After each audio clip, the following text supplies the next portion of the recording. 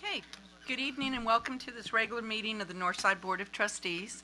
Before calling this meeting to order, the board would like to take just a moment to briefly review some of the rules for conducting our meeting.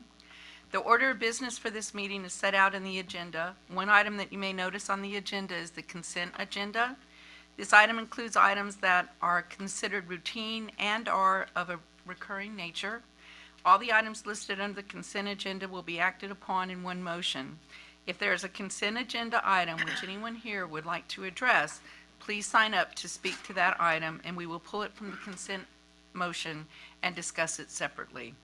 The purpose of our meeting is to conduct board business, and for that reason it is held in public. It is not a public forum. However, we do provide the opportunity for audience participation.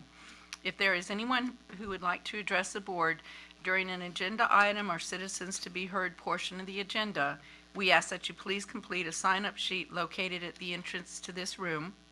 This is so we do not overlook anyone who would like to speak to the board.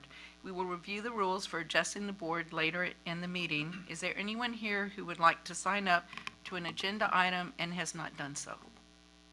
I see no great rush. The meeting will then be officially called to order. Please stand as Trustee Joseph Medina leads us in the invocation and pledges of allegiance. Almighty and merciful God, we ask you for guidance and blessings upon this board, students, parents, patrons, teachers, and administrators as we assemble here this evening in the common pursuit of our great nation's wealth, our children. Amen. Amen. To the flag of the United States of America and to the republic for which it stands, one nation, under God, indivisible, with liberty and justice for all. Honor the Texas flag. I pledge allegiance to thee, Texas, one state, under God, one and indivisible. Thank you. This regular meeting of the Board of Trustees is authorized in accordance with the Texas Government Code sections 551.001 through 551.146. The first item on the agenda is a public hearing, optional flexible school day for Chavez Excel Academy. Dr. Jordan.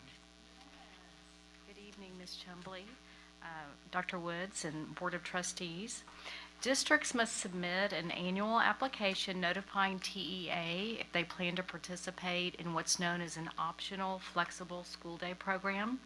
In NISD, our application is for the Chavez Excel Academy, which has as its goal to focus on students who are either dropouts or at risk of dropping out, as well as those who are behind in their core area coursework.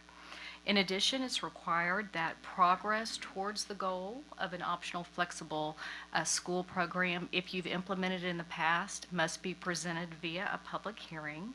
So I wanted to share with you some of the results that we'd had the opportunity to discuss at an academics committee meeting back on July 12th. So for the 16-17 school year at the Excel Academy, 100% of courses that students attempted, they completed. That's a huge percentage and something to be proud of.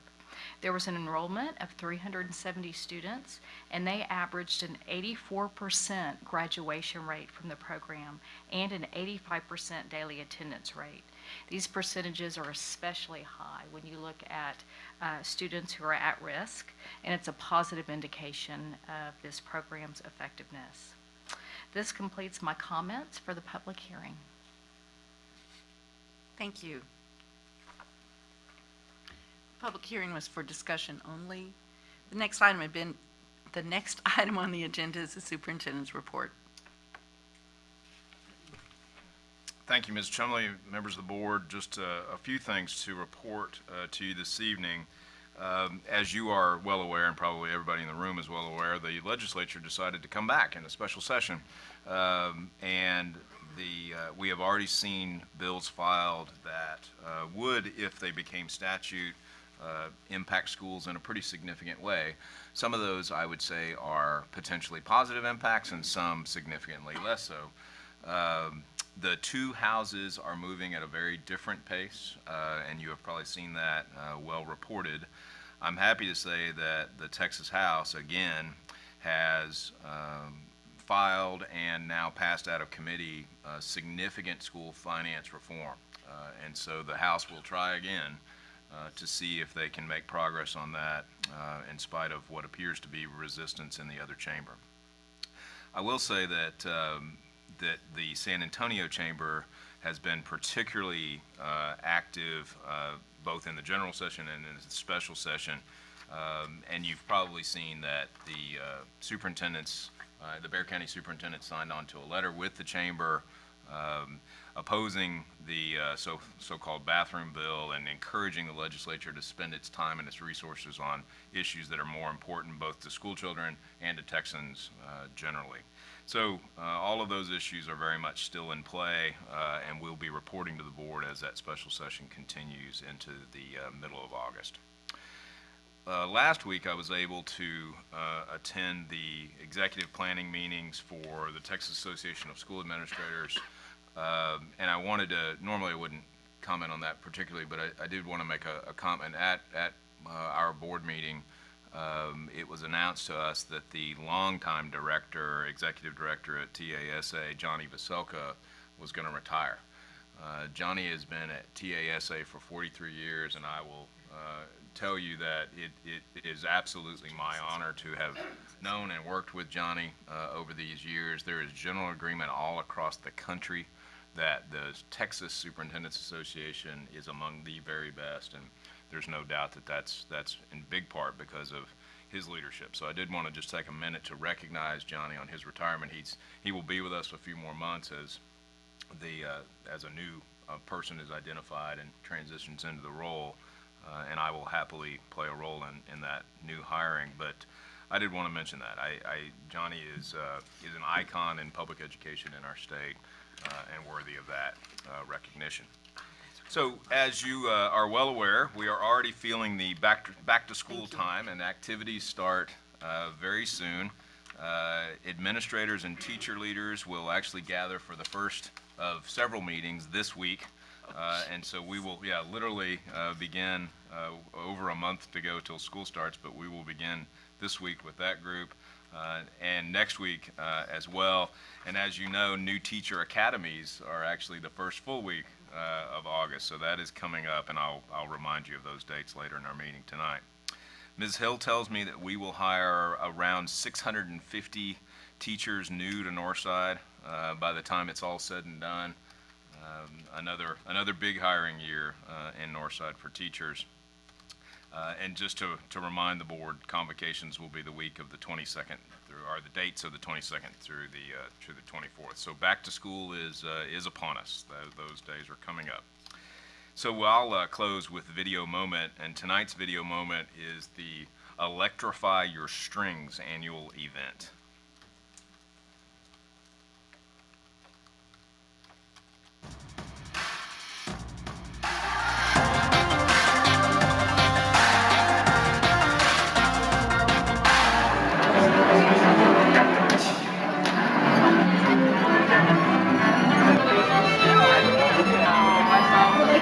A very good friend of mine. This is Hayden Vitera. Can you guys give him a warm welcome, please? My favorite part is bringing in this instrument and showing these kids what can be done with not only with an electric violin, but with their traditional instruments.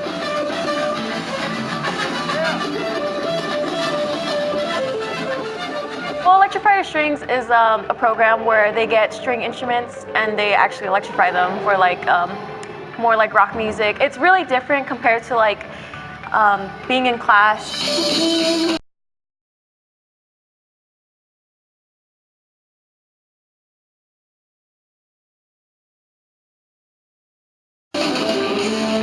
Or whatever. Speak with your instrument, and then you want to say. Combining those two was a really nice experience because you get that feeling like, oh wow, this sounds really good. It's just something you don't think that would go together that actually did. Pretty cool. I didn't think that orchestra, people could do stuff like this.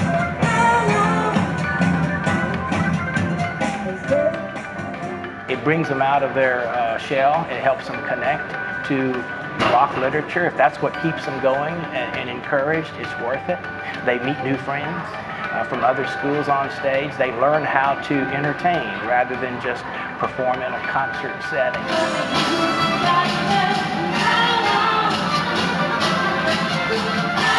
It's really exciting to see the kids realize, I'm like telling you, hey, you can move. Come up here up front, headbang with me, or turn here and do this. And all of a sudden they're like, at first they don't want to do it, but once them and all their friends start doing it, they realize how much fun it is. And after the show, nonstop, it's, oh my gosh, this was the best show I've ever seen. I can't wait to be in orchestra next year.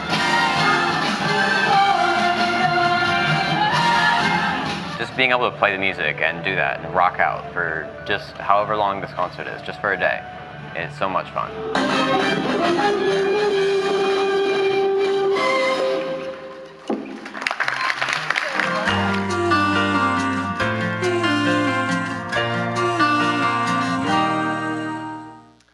Just take an opportunity, as we do often at these meetings, to compliment James Michalka and his staff, as well as the orchestra teachers all across Northside, from 5th grade strings all the way through our high school programs. I know board members know that, and Mr. Medina's in a similar situation, where we have orchestra kids living in the house, so we get to listen to that on a regular basis. And as I go to watch mine play in concerts all around the district, and really all around the city, I'm amazed by the passion that these teachers have created in these kids, the hard work and dedication that it takes to be really good.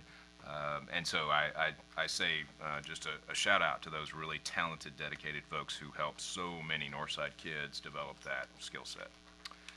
Ms. Chumley, that concludes the superintendent's report. All right, thank you, Dr. Woods. Do any board members have any board reports? All right, seeing, there we go, Ms. Freeman. Thank you. I'm making sure I have my mic on. Dr. Woods, thank you for being in Austin today. I invited to a press conference, and I had the opportunity to watch it. It's posted on the TASA Facebook page. And you brought some common sense to Austin, and that's always a good thing. And truly, there were, I know Chief McManus was there as well. I know I didn't have the opportunity to see some of his comments, but thank you for being there. Katie Reed and I had the opportunity last week to go to Austin to attend event that was actually hosted, started out as a Central Texas School Board Association event, and Julie Cowan from Austin ISD organized it, and it was a trustee day at the Capitol. And they expanded it after they started thinking about it. They expanded it to invite trustees from across the state of Texas. And I think there were over 50 of us there, 50, 60. We were introduced. That was the first day. It was the opening day of the special session. Senator Zaffarini introduced us on the Senate floor, and then we moved from the Senate to the House. And Donna Howard, Representative Donna Howard, introduced us at the House and called all of our districts. So I really appreciated that. And the representatives on the floor that were representative of those districts that were called were waving in the seats up above. So that was very nice. You could tell that they recognized us. And then after that, we had the opportunity. I know Katie and I and many of the other trustees, we walked around and thanked people like Speaker Strauss and other people who have been supportive of public education. We were able to walk to their offices. We weren't able to speak to them specifically. They had meetings to attend to during that time, but we were able to drop off thank you notes and to let them know how much we appreciated their work. Then we had lunch, and several representatives. We didn't see a senator in that room, but several representatives came by to speak to the group of trustees. It included Speaker Strauss and Huberty, Chairman Huberty of the Public Ed Committee, Diego Bernal, and others. And it was a very interesting and I think a worthwhile event to attend. August the 1st, the North Texas Association of School Boards is going to host similar. So we all are invited to go. I will, if I haven't already done so, I will send you contact information and how you can RSVP for that. It would be a similar type event, opportunities to make your own appointments at some of the offices to drop by, and then there is a lunch. Lunch is provided by TASB, and members are invited to come. The members from the Senate and the House are invited to come and talk if they so desire. But anyway, I would encourage y'all to go. We heard from the representatives that did come to talk with us at the luncheon that our presence certainly meant something to them at the House, and I think we need to be, active. They need to know who we are. But it's the end of my report. Great, thank you. Karen, thank you for your diligence too in representing us in Austin. We appreciate that you've taken on that role. I just wanted to let everyone know that Ms. Reed is not going to be able to make tonight's meeting. Dr. Hall? Real quick, I wanted to, I think Dr. Jordan mentioned the success that Chavez Excel Academy has had, and we're certainly proud of the hard work that teachers are doing there. And there were several things that at Academics Committee that she shared that I think are noteworthy and need to be applauded as well. We have SAT School Day that has continued, and we had over 7,000 juniors take that. The board has approved monies in order for them to take that free of charge, and our scores, the numbers of students that are taking the test have increased, and our scores have increased, and that's certainly allowing students to have better chances of choosing to go to college if that's what they so desire. And so again, we applaud the work of the teachers and the district in doing that. They also shared great things that are going on with several other schools with maker spaces, and if you're not familiar with that, just Google maker spaces and you can see how they generate all kinds of interest, all the way down to little guys to seniors that are given opportunities to create and design and problem solve using a variety of medium, and it's really helping students see significance. I don't want to say some non-STAR or non-testing learning, but also their own creativity, which sometimes I think gets lost in the classroom, not in our classrooms, but certainly when there's a strong focus on learning the standards and mastering them. So it's a nice balance at our schools. Our middle school programs are flourishing. There's several numerous programs kids can belong to before, during, and after school that will also start when the school day starts in a few weeks, and so I'm real excited about that. There were several things to applaud, but those were the ones that stood out at our committee. So thank you again for leading the charge, Dr. Woods and Dr. Jordan. Thank you. Thank you. All right, seeing no other lights, the next item in business on the agenda is our report from the School Health Advisory Council. Yes, I'm so pleased to introduce our SHAC chair, Mr. Rob Phelps, who, along with Linda Seawald, has facilitated the wonderful work of SHAC. They've been quite busy this year. They've tackled quite a few items, and Rob is going to share with us the highlights. Good evening, President Chumley, Dr. Woods, members of the board, and assembled guests. I am Rob Phelps. I've had the privilege of serving Northside ISD this year as chair of the School Health Advisory Committee. This is my second go around, and it is even better this year than it was last time. And Texas Independent School System is required by law to have a School Health Advisory Council, or SHAC as we call it, of which the majority of members must be parents of children enrolled in the district, but who are not employees of the district. The specifics of this mandate are detailed in Title II, Chapter 28, Section 28.004 of the Texas Education Code, and our NISD School Health Advisory Council is in full compliance with this section of the Texas Education Code. The Northside Shack held 7 regular meetings during the fall, winter, and spring of the 2016 to 17 school year. The 6th annual Taste of Northside was held in May at Jim G. Martin Elementary School, during which Shack members and advisors were asked to evaluate the new cafeteria menu offerings for the upcoming school year. This year, 29 individuals were appointed to the Shack for the school year, 14 of whom were voting members, including 7 parents and 7 general members. 15 individuals were advisors, to include our student advisor. This is the 3rd year that we've had student advisors, by the way.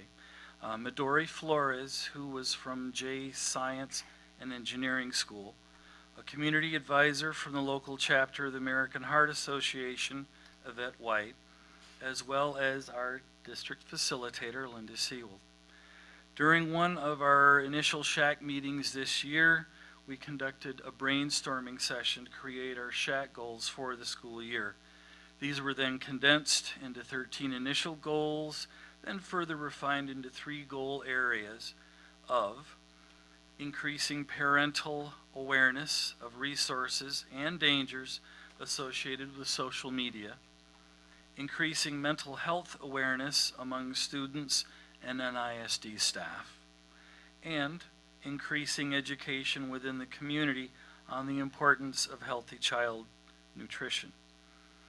Our district Shack had a number of presentations this year, to include Jennifer Tristan, the Director of Education and Training at the Rape Crisis Center of San Antonio, RCC, presenting Promoting Healthy Relationships Among School-Aged Youth. This included an overview of RCC services, primary prevention of sexual violence, RCC's Healthy Relationships Curriculum for Youth, and data on RCC's 2016 educational efforts. The Shack also, during the meeting, discussed potential educational opportunities. Thomas Wary, Director of Child Nutrition, provided his annual child nutrition update. Thomas's discussion included the latest in federal, state, and local child nutrition policies, clarifications on food given away or sold during the school day, and internet-based tools and websites that assist in determining fitness of food as smart snacks. Also, Terry Mabrito, Coalition Coordinator for the Alamo Area Teen Suicide Prevention Coalition, who shared data from the National Youth Behavior Risk Survey and highlighted coalition activities. These included funding, planning, and the development of Teen Advisory Board with an awareness campaign, access to and functions of the coalition website, and some very, very excellent handouts that were distributed to all the Shack meeting attendees. Committees that functioned during the school year included Wellness Policy. Kathleen Shields, who is our chair-elect, was the chair of Wellness Policy Committee, and they worked on the required revisions of the Wellness Policy under the final rule of the Healthy, Hunger-Free Kids Act. The committee made a recommendation to the Shack on April 20th of this year, which was approved and sent to the district. The next committee was the school-based clinics, and Shirley Schreiber was our chair for this committee. The School-Based Clinics Committee traveled to school-based clinics in Harlandale and Southwest ISD this year, and in light of the fact that health and learning are interrelated, recommended to the Shack that NISD explore the development of a school-based clinic. On January 19th, the SHAC voted to recommend that the school district explore the development of a school-based clinic at one of the schools. And the last committee that we'll mention this time is the Physical Education and Fitness Committee. Paul Tucker chaired this, and the Physical Education and Fitness Committee provided monthly Go Noodle reports to the SHAC and reported on campus student assessment utilizing the fitnessgram, which was a measure of campus activity and physical activity for the kids. As outgoing chair of Northside ISD SHAC and on their and Linda's behalf, I would like to express our pleasure for the opportunity to represent the district and our collective honor to serve as health advocates for NISD students and staff. Thanks again. Very nice. Questions? Mr. Blunt? Yeah, just had one. I was just curious on the two of the goal areas you had, the increasing awareness of resource and dangers of social media and the mental health awareness. Mm-hmm. Is that something that y'all feel you're able to really focus on this year, or do you see the district? That really is going to be an ongoing area of emphasis. Okay. We did have a number of discussions about those particular areas, and because we always look for continuity, that is going to be something that we're going to continue to look at and to focus on and to have presentations about. Yes, thank you, sir. Okay, thank you. Mm-hmm. Ms. Freeman? Yes, Mr. Phelps, thank you for your presentation, and thank you to the other members of the committee. I know this does take time, and it takes time away from other things that you're doing, but we really appreciate your work and those of all the work on those committees, that committee. My question was sort of parallel to Bobby's regarding what interests or what of these committees will continue on. I know you all were talking about one, but do these continue on into the next year, and then maybe you add some other Yes, ma'am. items of interest so they continue to grow? And as social media grows exponentially, and as our kids are exposed to the growth of social media similarly exponentially, this I would anticipate is going to be, especially the first goal area, this is going to be a continuing area of our emphasis of our education and re-education, and of course educating the committees that we serve in the board and the school district at large as to the resources that are out there and the dangers that parents and other staff need to be aware of. So yes, that is most definitely going to be an ongoing, and at some point in time that may develop into a standing committee. We had done some work on it. We'll be continuing to do more work on it during the next year, and I anticipate that is going to continue to be an area that we'll look at. Thank you. No, thank you. Thank you. I want to add my thanks as well. In fact, the whole board, I'm sure, feels that way of your time, and we appreciate when we have individuals, parents that will step up and serve on our committees. I just wanted to ask, because it's kind of really what Karen and Bobby are too, I just want to get a clear understanding. I think your goals are great and very much needed when we talk about what we're seeing with kids and social media. So during this year, was this just like the initial ground setting or of what you're going to do with these goals, or what do you do specific to those goals, and how can the board help? How can the district help? I guess because they're great goals. I'm just not sure exactly what SHAC's role is in relation to implementing those goals, and so What- how can we help and assist with that? Well, thank you for the offer, Madam Chairman, or Madam President. What we did this year, and we did this a couple of years ago when I was chair, is that we've got a lot of great ideas between the members of the SHAC and our advisors.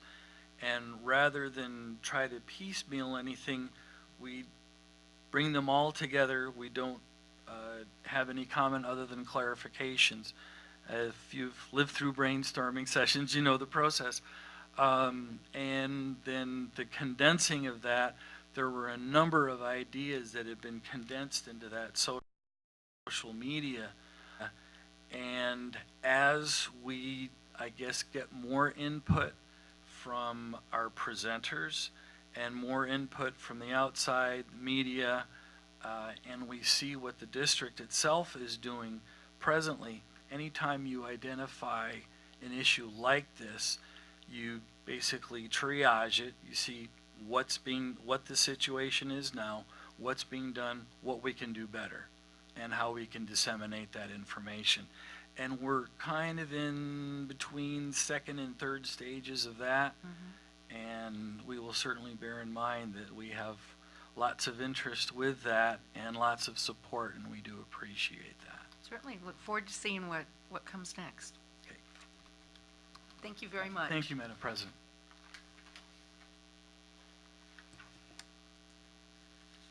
Okay, the next item of business on the agenda is the consent agenda.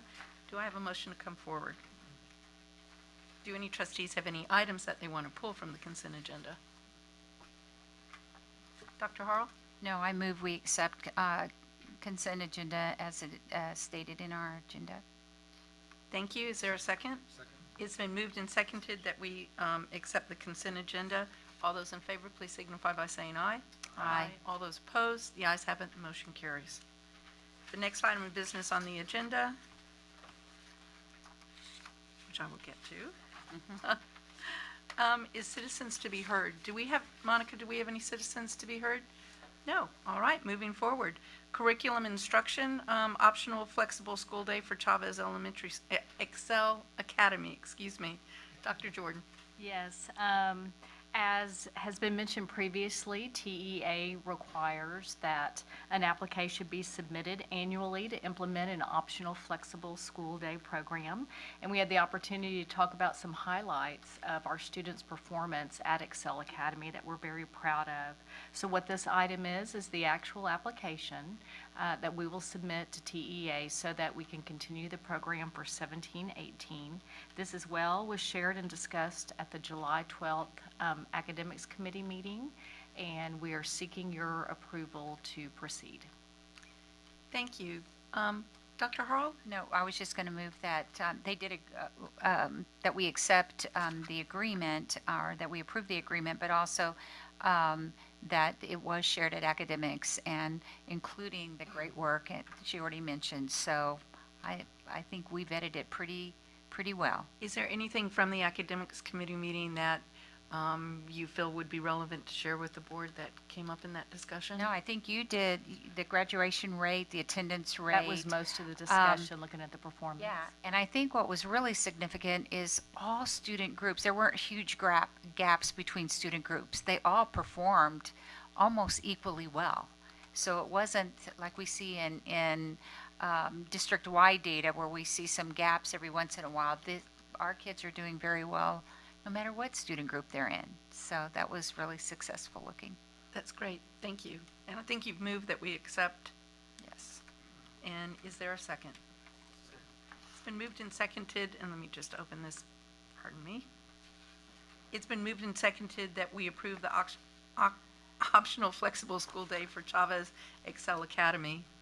Seeing no further discussion, all those in favor, please signify by saying aye. Aye. All those opposed, the ayes have it, and the motion carries. Thank you very much. The next item of business is facilities and operations. Mr. San Miguel, amendment number 3, the auditorium replacement project at Holmes High School. Everyone's leaving. Thank you all. Thank you, Ms. Chumley.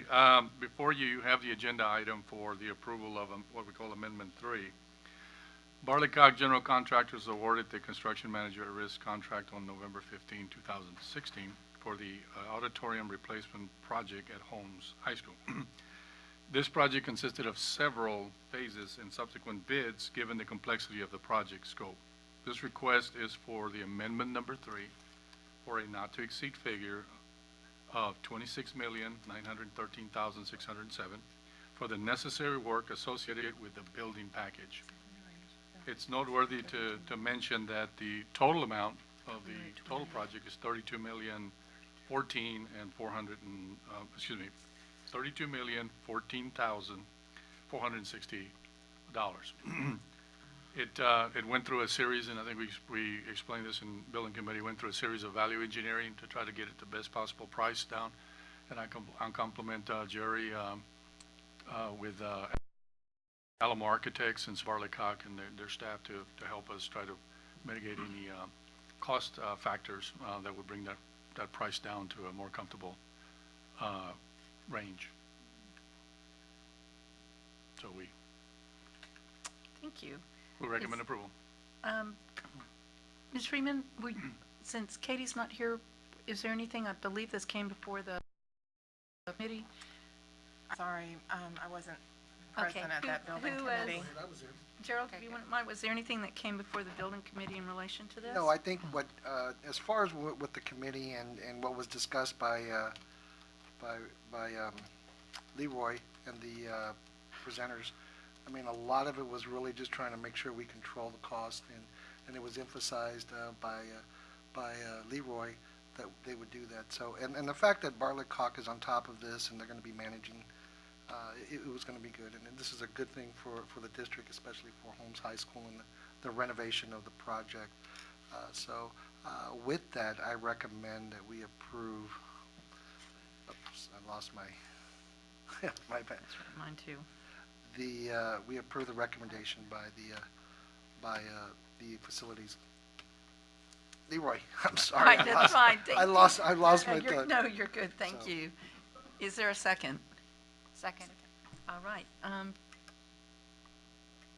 Ms. Freeman? I just had a question. I know that this whole project is relatively complex, and I know that in the past we've talked about the phasing, and I don't know if you spoke about it again.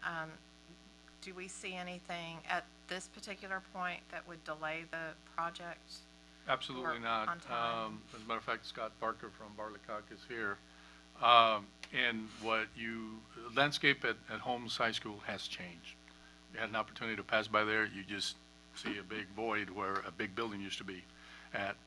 They're actually on schedule. The second phase was to take the building down and do the infrastructure to support it for the school coming, or the school year. And so they're pretty much ahead, slightly ahead of the schedule that we set out. So they took the building down. They are drilling piers, if I understand it correctly, and also they're snapping the old piers that are down there because we don't pull them out. And they're going to finish that before school starts, and that was their commitment very early on, and I think they're on target to do that. And then shortly thereafter, you're going to see big cranes go up, or at least one big crane out there. So to answer your question, they're on schedule based on this, and they're going to we need to approve this so we can get them on schedule for the next phase. And here in about, 12 months, 14 months project, you'll start to see in the evidence of the project. And again, the landscape at Holmes will change again in a positive way. Great. Scott, while you're here, we have the opportunity to thank you and Bartlett-Cock. What I've been hearing is that you've been really great partners with us, and what Karen was talking about, the staging, has been really tough because if everyone thinks about Holmes, we're very landlocked, and that you've been accommodating with keeping in mind that we have staff and students that we need to accommodate from a parking perspective too. So I just wanted to thank you because I've heard. Within the school staff and Leroy's staff, they've been great to work with, and we look forward to a great project. Well, I know this one was a lot harder because of that, so we're very thankful that y'all are the ones that are on it, and we do appreciate your relationship with us. I Of course, we have Ada Boken that will not let us cut any corners anywhere up there. The principal is right on top of just everything that happens in that school. Well, that's why when Ada's saying good things about Bartlett Cock, then that means that things are going well. So there's a motion and a second to approve amendment number 3, auditorium replacement project, Holmes High School. Seeing no further discussion, all those in favor, please signify by saying aye. Aye. All those opposed, the ayes have it, and the motion carries. Thank you. Thank you very much. The next item of business is business and finance. It's the agreement between the Northside Booster Association and Northside ISD. Mr. Rastellini. Thank you, Ms. Chumley. This evening, this is a review that we do bring to the board. It's a brief. We did discuss this item at the June 13 Finance Committee meeting. What this item is the contract that the district has with the Northside Boosters Association. I will tell you there are no provisions that have changed in the contract. This is basically all we had to do at this particular juncture with this contract was to change the date to 2017-18. In addition to that, since this contract is for the concessions, we do provide to the board both through at the Finance Committee meeting and also it's an attachment. The concession price list is attached to this particular agenda item. And unless there's any questions about those prices, I did try to highlight what those changes were for 2017-18. They were minimal and reasonable in the opinion of the administration. So we do recommend the board consider approving this contract for 2017-18. Okay. Dr. Harrell. No, I just had a comment. I'm really glad that the Shack folks are gone because when you review the healthy choices, I think the dill pickles are about the only thing healthy on there. So I'm just glad we had it after they were here. But maybe we can promote more hummus or something later on, but that's another deal. Speak Thank to yourself. Mr. Lopez, and as Finance Committee Chair, if you have any comments that you would like to make. No, I think, what we went through on the Finance Committee on the 13th, it was a real good discussion having to do with the agreements and allowing or giving the opportunity for the organizations, our band boosters, and then giving them that chance to be successful to raise money. So that was one of the most important things there that we discussed on as far as that opportunity for the contract. Some of the products varied in price, but it was good and it was a win-win for everybody. So it was important that we got that agreement as soon as possible, so that way the organizations can start preparing for that. So with that, I don't recall anything else other than, with that, I would recommend that we approve the Booster Club Association contract. It's been moved and seconded that we approve the agreement between the Northside Booster Association and Northside ISD. The only question I have is that I'm thinking of coming from having 4 sons that I fed at many, many Northside events. The prices are getting pretty high if you're talking about a family coming in and having to feed multiple children. Not now, because I think this is great, and I think there's been a lot of forethought put into it, but maybe in the future we need to look at some kind of package meal or something that could help, 2 hot dogs and a soda or something that would help families that may not have the means to pay this. Absolutely. One thing we do in the Finance Committee, I'm sure you're aware, is we do try to show some comparatives with some other districts, but the concept of having packaged meals is something I certainly will convey to Stan. Well, just something, because I know that I can see, Sure. $3 peanuts, I can just see this getting expensive for a family that wants to bring all of their kids to watch their brothers or sisters, perform at the football games. All right. I'm sorry. Mr. Lopez? No, that's okay. Okay, then there being no further discussion, all those in favor, please signify by saying aye. Aye. All those opposed, the ayes have it, and the motion carries. Thank you, Ms. Chairman. Thank you. The next item of business on the agenda is the health insurance plan for 2018. Dr. Woods? Yes, ma'am. As we've gone through the years, and the health insurance market has changed pretty dramatically in the last few years. You know, this has become an annual review. The other thing that trustees know is that this is a sizable program in our school district, both from a human impact standpoint as well as from a budgetary standpoint. And so it is for those reasons that I do not choose to delegate this presentation. So as you got to listen to me do this the last couple of years, you'll get to do that again. So if we can just follow along, and I will say that I will be ably backed up tonight by Patty and Thaddeus, Tim and Suzanne and Frank, who are certainly the experts in this area. So if you have questions, they will certainly be the ones who are providing you with additional detail. So what we're going to try to accomplish in the next few slides is to look at our initial renewal offer from United Healthcare, the considerations we use to renew or issue a bid, and I think you're all aware that we did choose to issue a bid. The advantages and disadvantages, we got 3 responses to our bid. We'll walk through a little bit of the highlights of those 3 responses, and then make a medical carrier recommendation and just briefly talk about where we go from here. So I think you all are aware that on May the 10th we received a renewal from United Healthcare at 19.6% if we replicated exactly the plans that we offer in the 2017 school year. The letter of agreement indicates that a renewal offer above 10% means that we will be going out for a bid, and we did that. United did offer us some options to get that down to a single-digit number, but as I'll show you in just a minute, that would have created a fair amount of disruption for our employees, and so again, we chose to go out for an RFP. So on that next slide, thank you, Monica. The 19.6% increase, for obvious reasons, wasn't going to be acceptable. The other was the disruption that I mentioned, that if we had made significant changes to the plans, we would have had a lot of employees moving from one plan to another, and we obviously try to minimize that anytime we go through this process.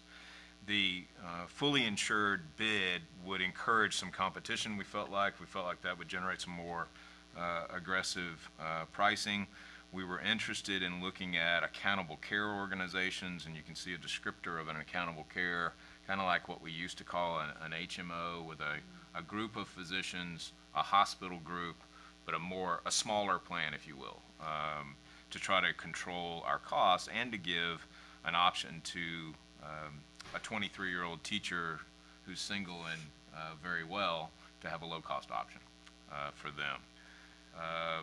So as you see, we went out to bid, and we're pleased that we got three bids. So if we can go to the next slide, these across the top in the blue bar were the 3 bidders. United, Aetna, and Blue Cross Blue Shield submitted proposals for health insurance for 2018. So I'll just kind of walk through, without reading to you, what we felt like the advantages and disadvantages were. So starting on the left with United, United clearly offers the broadest array of plan and network options.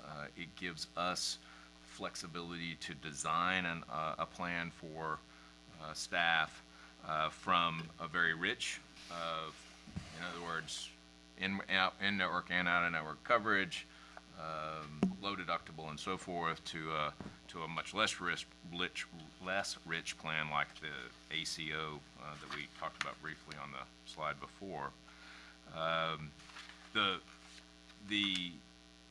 We feel like the experience with United has been generally positive, and so that obviously was an advantage in their favor. You can see that United has agreed to interface to make filing claims under health savings accounts easier. Another thing that was a pretty significant factor is that the accountable care organization under United, that small network, is the hospital system is Methodist. Methodist, by a pretty substantial margin, is the choice of more Northside employees than are the other hospital plans. So that was another factor. Moving on then to disadvantages, the Accountable Care Organization will be first offered in San Antonio in January of 2018. So it will be new in this area. My understanding from Frank and the group is that this has been done in other cities and in other parts of the country, but it will be new in San Antonio. So obviously Northside would be one of the first to be using it in this area.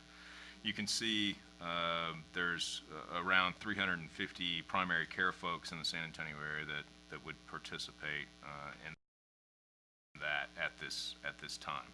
So if we move on to Aetna, the proposed plans were fairly comparable to what we offer now with United, and the pricing was competitive with United. And they have good experience, we understand, working with other ISD clients in this area. There were a couple of disadvantages on the Aetna side. One was the second-year rate cap is a number that's pretty significant, and we felt like there was some possibility that we could get a very high renewal in the second year. The other option to consider is that the ACO under the Aetna plan uses Baptist Hospital, and not that that's a bad thing, it's just less utilized by Northside staff than is the Methodist system. So moving on to Blue Cross, we understand, and you all will recall that we were with Blue Cross before we went to United. And we understand that they've changed their role or the way that they work with large clients. I think some of you will remember that was a little bit of a challenge the last time we were with Blue Cross. And so certainly that's an advantage if that would prove to be the case. As on the disadvantages side, as I mentioned to you, we did have some experience issues, mostly in the administration part of the plan, not so much with regard to employees accessing health care, but on the administration side, certainly in David's shop and some other areas, we did have some concerns there. And so there's that kind of history of our experience. So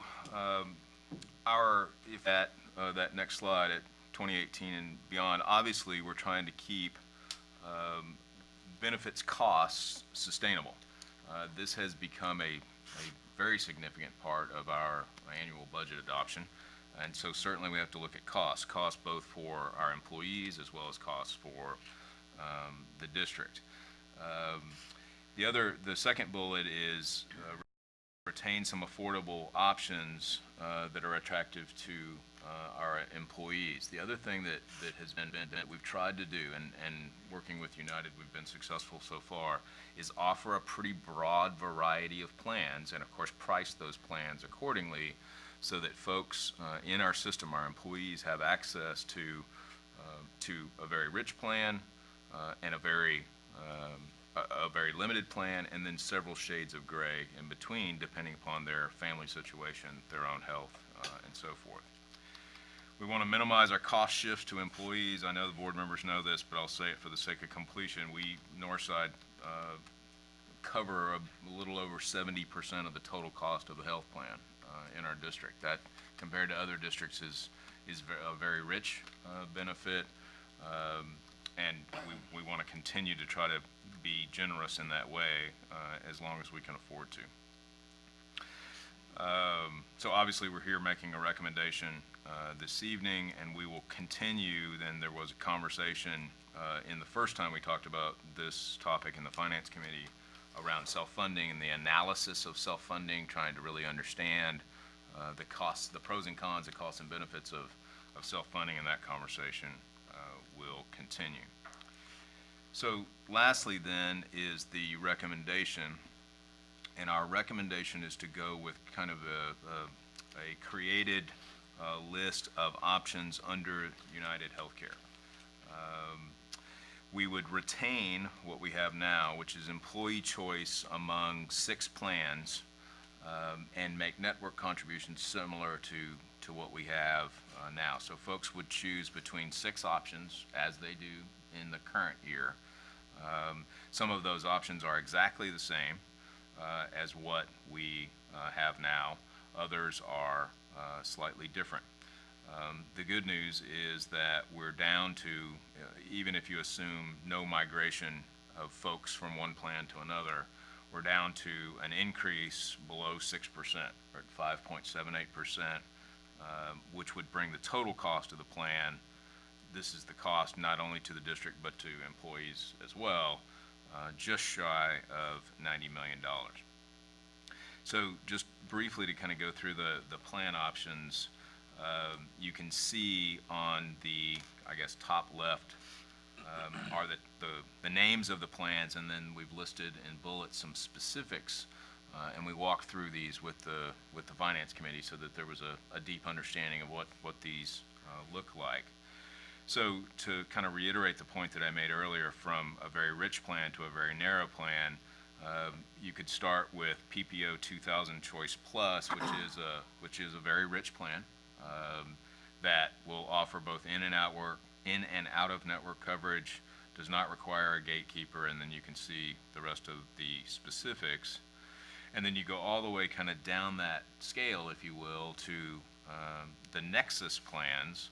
These are the ACO plans. These are those more narrow networks where I've got a series of primary care physicians that I must access if I want to have Tier 1 benefits, and as well as the Methodist hospital system if I want to have Tier 1 benefits. And board members can see, I don't need to read to you, those shades of gray, if you will, kind of in between those options. So the goal here obviously was to control cost, both for staff as well as for our budget as a system, but also to retain the kind of broad variety of options that we have in our current plan. I think our staff appreciate having choices. And one of the things that I think I know from what I read other school districts are doing is that those choices are generally being phased out. Folks are having fewer and fewer options, more and more narrow options, if you will, less coverage. And at least as long as we can, we wanted to try to retain a maximum amount of options for our folks. So with that being said, we are recommending tonight United Healthcare as the insurance carrier for 2018, and any questions that you have, I will happily give to Patty and Frank. Mr. Lopez. I don't know if any other board members have any questions before I talk on this. No, please, go ahead. As Finance Committee Chair, we'd like to hear what the conversation was and your input, please. No, the recommendations obviously were needed in order to be able to continue to recruit a lot of our new teachers, and especially since we're having 600 new teachers coming in on board. We really looked at the plan. We discussed the benefits of each package there, and I want to say that we really took into consideration the cost and really ensuring that we take care of our teachers and all the employees of Northside. So it was a good idea to go out there and put it out for bid, and we were obviously pleased with some of the outcome on that. But other than that, I would recommend that we approve the insurance plan for United Healthcare as being our insurance provider for the district. Okay, thank you. Mr. Blunt. Yeah, and I'll second it. I just have one quick detail question I'm just curious about. I was thinking about when Dr. Woods was speaking. All the urgents, the new urgent, and these ERs that are cropping up. Freestanding. Yeah, freestanding. Thank you. How does our plans fit into those coverages, basically? I'll defer to Frank. I think the answer is those are treated like a hospital, a big comprehensive hospital with regard to cost. So one of the things, Mr. Blunt, to your point, one of the things we've tried to do is educate employees that that's not a cheap option either for them or for the plan, just like going to Methodist ER or United ER from a cost perspective. Okay, thank you. That's all I have. Thank you, Mr. Blunt. Any other trustees have questions at this time? Okay, I've got a couple. Frank, explain to me Wortham's role in relation to our negotiation with our healthcare providers. Ms. Chumley, Dr. Woods, members of the board. Wortham goes out for bids. The bids come in, we analyze the bids, we spread them out. We get with Thaddeus and Ms. Hill's department, go over the bids. They have a committee that's set up. We review everything, we take a vote, and then we make the recommendation to the finance committee and the recommendation to the board. And what savings is there for us? And let me say first, I appreciate everything you have done for us and over the years. I just want to understand the relationship. What savings is there or benefit is there for us to do that other than us negotiating directly with these carriers? And is there any type of a third-party piece that fits into this that adds additional cost to us when we don't negotiate directly with United or Aetna or our Blue Cross Blue Shield when we go through Wortham or a company such as Wortham? Wortham gets compensated on the sale of the voluntary products From the carriers that are placed with those products. There's no to the district as far as the medical is concerned. So, playing devil's advocate, what guardrails are there in relation to what carriers you recommend for us? Well, it's a bid system, so it goes to all the different carriers, those that choose to participate. We don't have a selection list. As you know, you're the only one that gets the bid to be involved in the bid process. It goes out to the public. Okay, so then whoever we select, though, then you're paid a commission to them. No. No. Okay, then explain it again, Frank. Okay. I missed what you just said. Okay. It's a bid process. It's open to any carrier that wants to participate in Right. the process. Okay. Once that selection is made, we don't get compensated. Okay. So we have no incentive who you pay. How do you get paid then for the work that you do for us? Our compensation is on the voluntary products. Such as? Such as? Dental, disability, life, cancer. That's how we get compensated. And so do y'all run those voluntary programs? Is Wortham the carrier then? I'm not understanding the relationship of how you get paid and how that comes in to relationship to our employees. The voluntary products are no different than the medical process. It's a bid. It's a bid. It's a bid. Bids come in. The benefits department makes the selection of who they prefer to go with. Then the recommendation is made, committee followed through with the board. And then whoever's picked, we get compensated, standard commissions on whatever product the district picks. We don't Okay. pick the So vendors.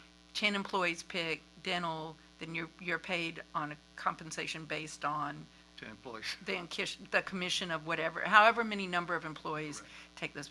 Thank you. I'm sorry to put you on. I should have called you ahead of time and asked. When I was looking at this and I've dealt with Wortham in some other situations, I just was how that relationship worked with us. And I'm not questioning the value of it. I just wanted to understand it. I'm concerned with United Healthcare, though I will say, I don't know if it's so much United as much as it is the young man that helps our employees when there are problems with our health insurance, Carlos, I believe, who is our employee, if I'm not mistaken. No, he's a UHC employee. He's a United employee? But he's on site. Embedded in But he's embedded HR. here. Correct. Okay, then our culture's rubbed off on him. Because when I've dealt with people of United that are not him, they don't have the same culture as what this young man has in relation to dealing with our Northside employees. He's been very easy to work with and has helped. Were some problems with anesthesiologists, with gastroenterologists, charging out a network for Northside employees. And he very much took care of that and dealt with the carrier, with the doctors. I was just really impressed with this young man. Good. So we get to keep him, Yes, right, ma'am. with this? Okay, so that's a good thing. I'm concerned, though, with the direction I see United going in relation to the ACO networks. And so, I mean, I just would want to make sure that we always offer something besides that. That if someone wants to pay for their insurance, that they have the ability to do that. Because I would hate for us, which other school districts have done, is because of the cost savings, they've moved employees into an AC, and it's the only option they have, which, you know, the gatekeeper piece of it is a real issue and has been an issue that Carlos has taken care of on some of our employees too. So But if I could comment on that, I worry about that, Brian. that's kind of fundamentally part of how this is designed, right? To try to provide a variety of options for folks. And as long as we can afford it, and I'm going to add that caveat, as long as we can afford it, that's a real priority for us, is to try to provide an array of options where folks have real choice about how rich the coverage that they want is. But that caveat is an important one. So this, I think, provides that. It provides it at a reasonable and affordable cost increase. And if folks want a really rich health insurance plan, they can still get it. Okay. And there are not that many places, ISDs, where that's the case anymore. And then the one thing that I did want to ask is that I know over the last 2 to 3 years, we've been talking, and the conversation has been, and it's been a request of the board to the district to start looking at other ideas outside the box of just being at the mercy of these health providers. There's a medical group in town that has multiple, I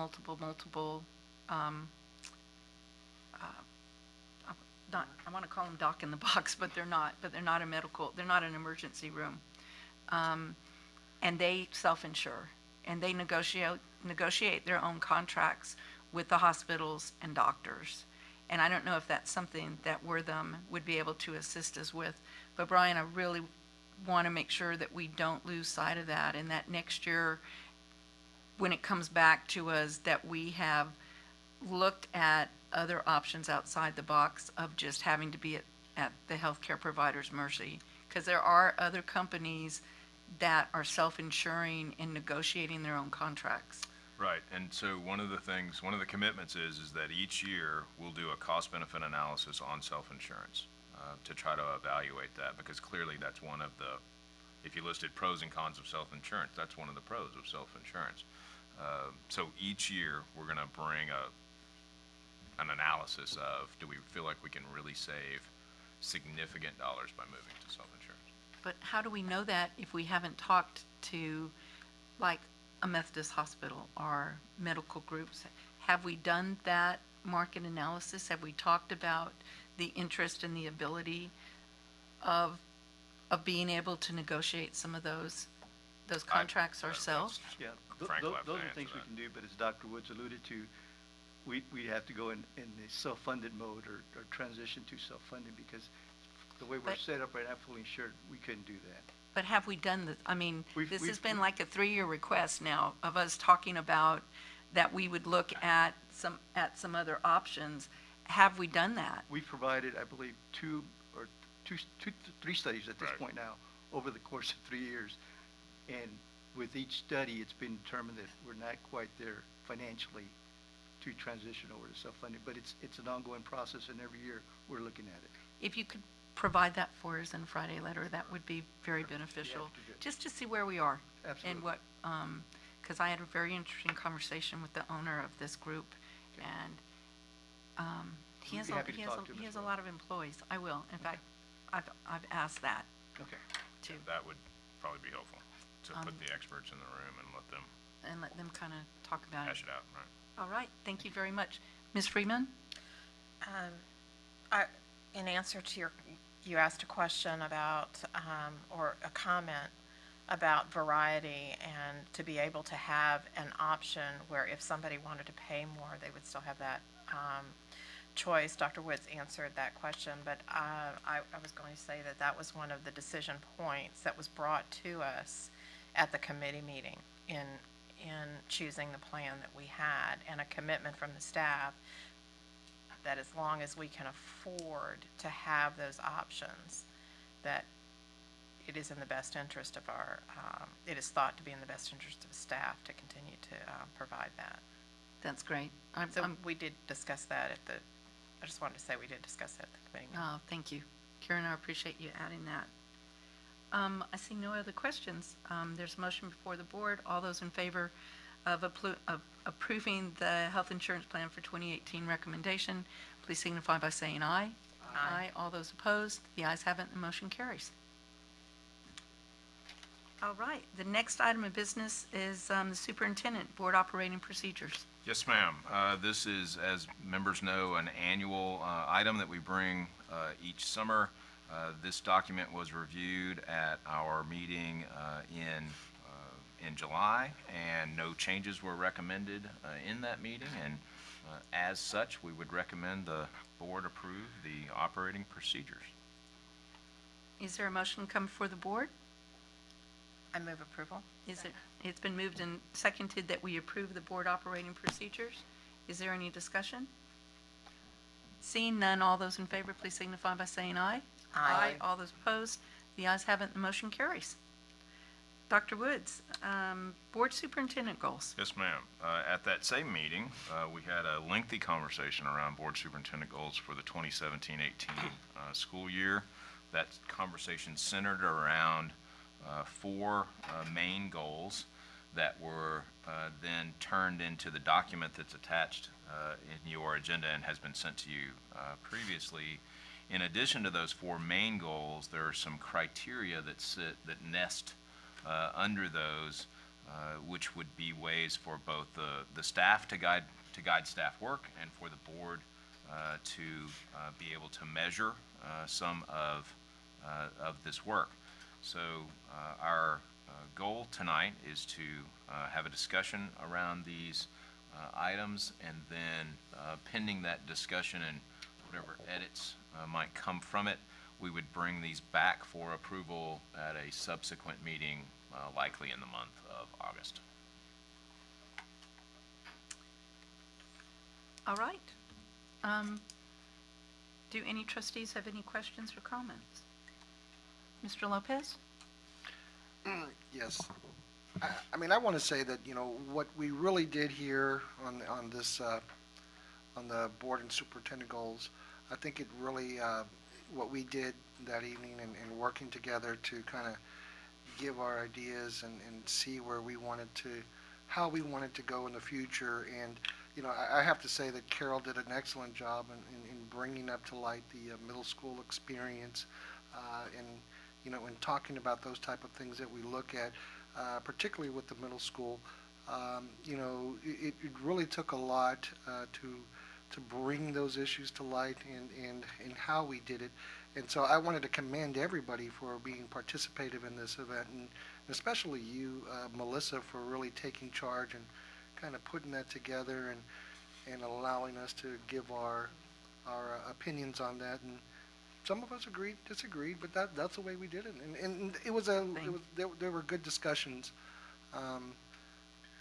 Those were my comments, and I appreciated, you know, Dr. Woods and the way you handled it and the way you guided us as well, and kind of telling us, hey, here's what we can really do, and let's really look at it. So thank you very much for that. And so it was really interesting, and I learned a lot as well. So those were my comments. Thank you. Mr. Blunt? That was well said. That was so well said. I'm going to make a motion. What others may have to say, but I think it's a great job. I think it captured it well, and you stated it very well. So I'll move approval as the board superintendent goes as presented. Okay. The only thing, let me ask though, is Bobby, I don't think we have them on there. Oh, my bad. No, but thank you, because that's great though, that we see that we've got a good move towards. So it's on discussion, and I'm sorry, I'll clarify that next time on motions on issues. It's for discussion only, and then I believe that it'll come back at the next board meeting. Depending upon, you know, the volume. Right, the volume of edits on the next one. But thank you, because I agree with you on it. Ms. Freeman. Well, I'm very proud of us, of all of us. This is a one-pager as opposed to, I think, over two.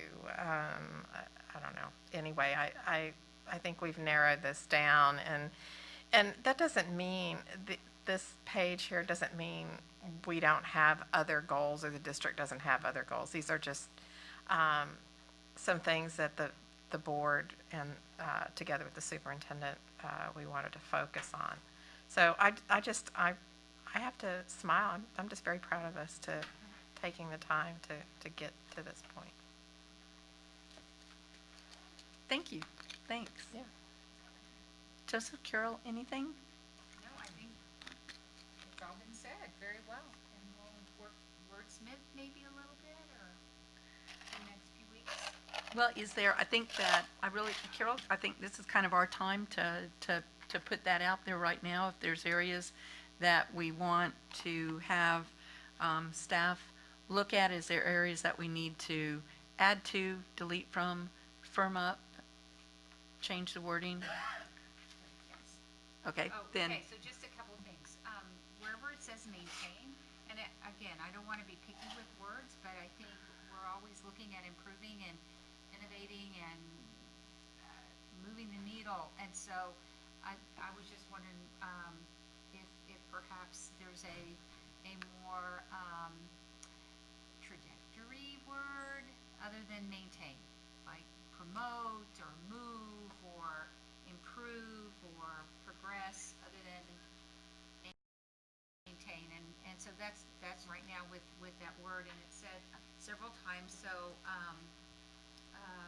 only because when you look at student performance at state proficiency levels, the expectations for student performance are so low that just meeting standard is getting 50% of a test right, or 40, so maintain just to me could be a little stronger or a little more aspirational. Thank you. I agree with you, because we've always talked about that we don't want to rest on our laurels, that we always want to make sure that we're seeing improvement. I just had a question though.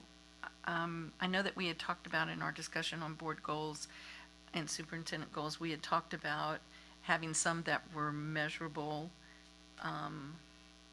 but we really haven't put anything that is a measure in here. Is that something that we wanted to see or not really?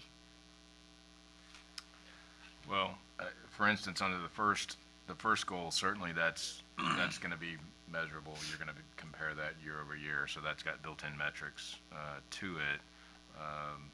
I think each of these sub-goals under the first that deals with curriculum instruction primarily are going to have metrics readily available and easy to access. Okay. I actually think it looks really good, and from where we were to where we are now, I think that this is a major step and a good start for us. So do trustees just want to think about this and then just make sure that if there's any other changes or additions or alterations that you want to make, that we have that prior to, because the next time it comes before us, then it'll be to take action for approval. So how do you want us to do that so that everyone sees it? Just through email? How about, no, Okay, okay. So no, I was going to say, why don't is there a committee meeting before that, or? send it to, I would say send it to Ms. McGee and it'll be in Friday letter. Right. What we can do is essentially track change the document and say, this change has been suggested, and send that out ahead of the approval of the full document. Good. That'll work. Okay. All right. Well, it's a great start for us, I think. All right. Well, it's time to move into executive session. Oh, do we have students here? No? All right, we were just checking. No, no students here. Trying to recognize you. Not trying to recognize you. He's lasted this long. I know. This is good.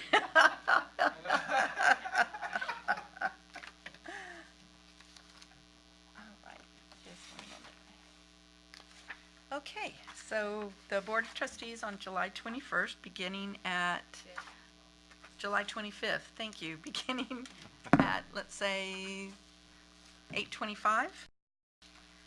We'll convene in closed meeting with Texas Government Code Sections 551.071 and 551.074.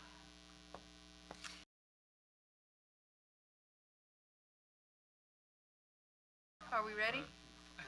Okay. Board of Trustees on July 25th, 2017, beginning at 9:20, will convene an open meeting. The next item on the agenda is the possible passage of a resolution addressing the settlement of the lawsuit involving the pool at the natatorium. Any further discussion? If not, is there a motion from the board? Yes, I move that the following resolution be adopted by the board. Resolved that the district entered into a settlement agreement of the natatorium lawsuit, that is Northside Independent School District versus C F Jordan and Atari Corporation, on the terms, conditions, and provisions set out in the settlement agreement provided to this board in executive session, with such modifications to the settlement agreement as the superintendent deems necessary or desirable, in his sole discretion, and that the superintendent is hereby authorized to execute such settlement agreement on behalf of the district, provided, however, that the dollar amount discussed in executive session to be paid under the settlement agreement to the district shall not be modified by the superintendent. Is there a second? Second. It's been moved and seconded. I second the motion. Thank you. It's been moved and seconded that we approve the resolution as read. Is there any discussion? There being none, all those in favor, please signify by saying aye. Aye. All those opposed? Ayes have it, motion carries. Y'all did great. You tag team, that's great. The next item on the agenda is the appointment of the administrators as discussed in closed session. Is there a motion to come before the board? Mr. Medina. I motion to approve the administrative appointments as discussed in the executive session. Is there a second? Second. It's been moved and seconded. Any discussion? Seeing none. All those in favor, please signify by saying aye. Aye. All those opposed? The ayes have it and motion carries. That's the last item of business. So shall we by general consent adjourn? Yes. The board ended its meeting at 9:22.